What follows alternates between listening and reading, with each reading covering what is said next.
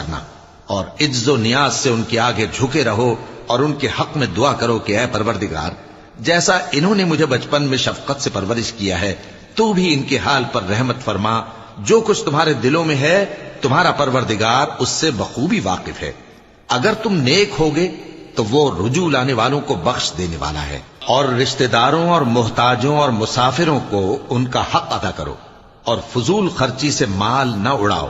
کہ فضول خرچی کرنے والے تو شیطان کے بھائی ہیں، اور شیطان اپنے پروردگار کی نعمتوں کا کفران کرنے والا یعنی ناشکرا ہے۔ اور اگر تم اپنے پروردگار کی رحمت یعنی فراخ دستی کے انتظار میں، جس کی تمہیں امید ہو، ان مستحقین کی طرف توجہ نہ کر سکو تو ان سے نرمی سے بات کہہ دیا کرو، اور اپنے ہاتھ کو نہ تو گردن سے بندھا ہوا یعنی بہت تنگ کر لو کہ کسی کو کچھ دو ہی نہیں، اور نہ بالکل کھول ہی دو کہ سبھی کچھ دے ڈالو، اور انجام یہ ہو کہ ملامت زدہ اور